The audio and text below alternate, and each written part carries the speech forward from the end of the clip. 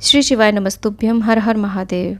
दोस्तों, जब हम पशुपति व्रत की सुबह की पूजा करके घर पे आ जाते हैं तो हमें इस थाली का क्या करना होता है। देखिए, कलश में जो हम जल बचा करके नहीं, जो शिवलिंग से जल लेकर के आते हैं उसको हमें पूरे घर में छिड़कना होता है। परिवार वालों की आंखों से लगाना चाहिए, चाहे तो आप पीने के जल में मिला सकते हैं।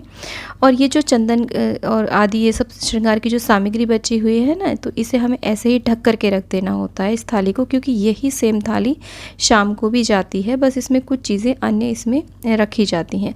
यहाँ पर कोई भी सामग्री आपको एक्स्ट्रा और नहीं रखनी है, यानी कि चंदन आदि और रोली, हल्दी, कुमकुम जो हमने रखा हुआ है ना, वो और नहीं डालना होता है। बस इस थाली को हम ऐसे ही ढक करके रख देते हैं और फिर शाम की तैयारी करते हैं। पशुपति व्रत में शाम की पूजा हमें प्रदोष काल में करनी होती है। प्रदोष काल जो माना जाता है वो सूर्यास्त के समय से 40 मिनट पहले और 40 मिनट बाद तक माना जाता है। तो कुल मिलाकर के हमें 80 मिनट के आसपास ये टाइम मिल जाता है। तो उससे पहले ही आप तैयारियां शुरू कर दें। देखिए, ये व्रत कई प्रकार से किए जाते हैं। बस ये बात होती है कि मीठे व्रत करने चाहिए, कोशिश करके नमक ना खाएं। लेकिन कोई समस्या है तो आप अपनी सुविधा के अनुसार भी इस व्रत को कर सकते हैं। तो यदि आप फलाहारी व्रत कर रहे हैं तो आपको ये जो मीठा बनाना होता है, प्रसाद हमें घर पे ही बनाना होता है। ऐसा नहीं है कि आप मार्केट से प्रसाद ले आएँ किसी भी प्रकार का, वो मान्य नहीं होता है इस व्रत में। प्रसाद स्वयं अपने हाथों से घर पर ही बनाना होता है।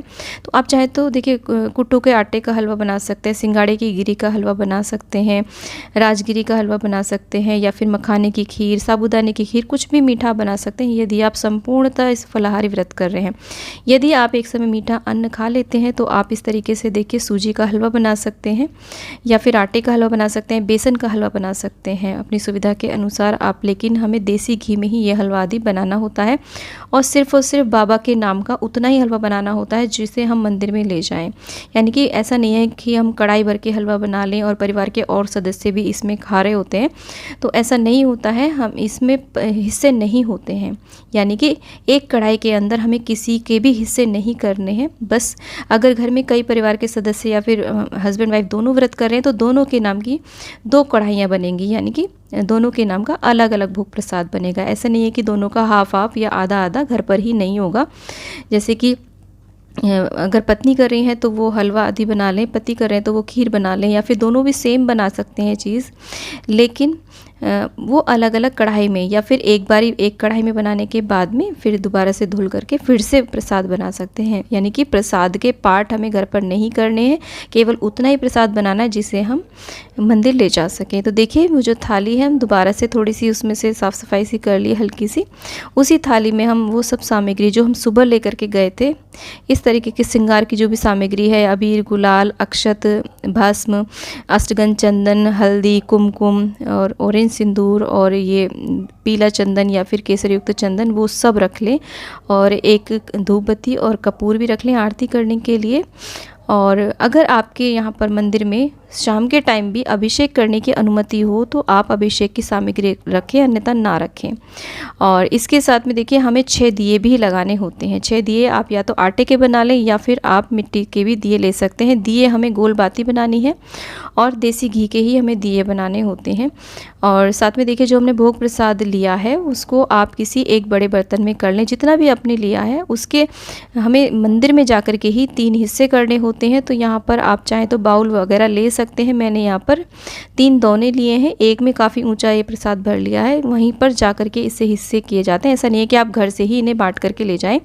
इसके पार्ट्स करने के लिए आप कोई भी स्पून आदि रख सकते हैं, नहीं तो आपको हाथ से ही करना पड़ेगा अगर भूल जाते हैं तो। ये भी आप याद करके रखें। इत्र आदि जो भी सामग्री हम श्रृंगार के लिए सुबह ले गए थे, पुष्प और शिव जी को जो भी प्रिय सामग्री चढ़ती हैं, वो सब आप ले जा सकते हैं अगर वहाँ पर दोबारा से श्रृंगार की अनुमति होती है। तो यहाँ पर शाम के टाइम जो विशेष होते हैं वो होते हैं 6 दिए और भोग प्रसाद। आप चाहे तो खीर भी बना सकते हैं, जैसे भी आप बनाना चाहें वैसा आप बना सकते हैं। और पंचामृत ले लें और मौली का लावा ले लें, या फिर आप चाहे तो जनेऊ भी ले सकते हैं शाम के टाइम में। देखिए, कोई सामग्री ऐसी है जो आपको सुबह नहीं मिल पाई है, शाम को मिल पाई है, तो कोई बात नहीं, आप शाम को चढ़ा लें। कोशिश ये करिए कि दोनों टाइम में आप पूरे विधि विधान से अभिषेक करें, श्रृंगार करें और उसके बाद में आप पूजन करें। तो देखिए यहाँ पर पीले पुष्प और अकौआ यानी कि आंकड़े, जिसे मदार भी कहते हैं, आँखें भी बोलते हैं, इसके सफ़ेद जो आँख का जो फूल होता है वो ज़्यादा विशेष महत्व रखता है। अगर सफ़ेद नहीं है तो आप पर्पल वाला भी ले सकते हैं। और धतूरा ले लें, धतूरे के फूल ले लें, भांग और बिल्व पत्र तो विशेष रूप से माने ही जाते हैं इस पूजन में, कुछ ना मिले लेकिन बिल्व पत्र अवश्य लें, और दूर्वा घास ले लें। तो इस तरीके से जैसी सेम सामग्री हम सुबह ले गए थे वही सामग्री फिर से लगेगी। देखिए थाली में से हमने फूल पत्तियाँ आदि हटा लिए थे, यानी कि ये हम अलग से भी रख सकते हैं थाली के अंदर, क्योंकि ये ख़राब हो जाते हैं, तो इसलिए हम सुबह के टाइम एक्स्ट्रा नहीं रखते हैं फूल। और ये जो भी हम अर्पित करते हैं ना, तो ये हमने दोबारा से इसमें थाली में डाले हैं। अगर हम सुबह ही इन्हें थाली में रख लेते हैं और बचा करके लेकर के आते हैं तो ये सारे के सारे सूख जाएंगे शाम तक। और फूल और जितने भी फूल पत्तियाँ आदि हम अर्पित करते हैं ना भगवान को, वो एकदम से खिले खिले और ताज़ा होने चाहिए। इसके बाद में देखिए अभिषेक के लिए जल आप अपने घर से ही भर करके लेके जाएँ। जैसा कि मैंने जो इससे पहले वीडियो डाला है उसमें सारे विस्तार रूप से बताया है कि तांबे के पात्र में आप घर से जल और थोड़ा सा गंगा जल डाल करके लेकर के जाएँ अभिषेक यदि आप करते हैं।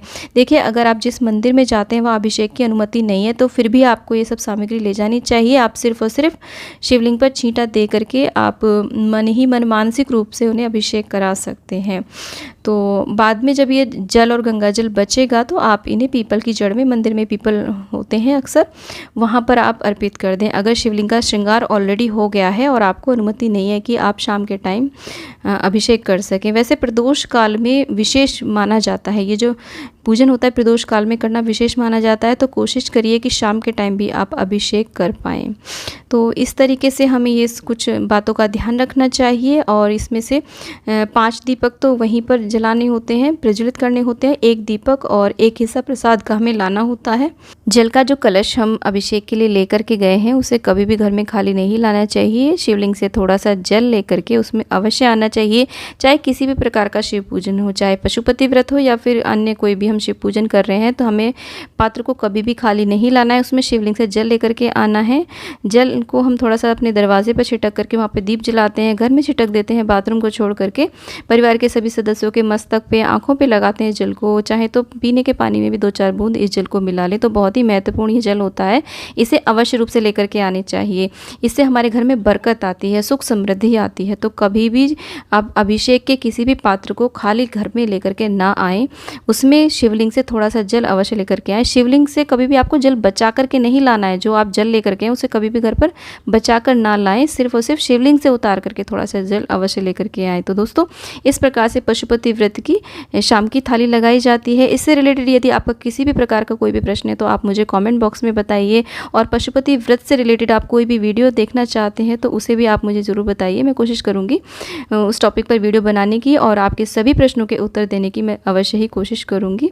तो उम्मीद करती हूँ कि वीडियो आपके लिए बहुत ही यूज़फुल रहा होगा। वीडियो अच्छा लगा है तो लाइक शेयर, चैनल को ज़रूर सब्सक्राइब करें और कमेंट बॉक्स में ओम नमः शिवाय अवश्य लिखें दोस्तों।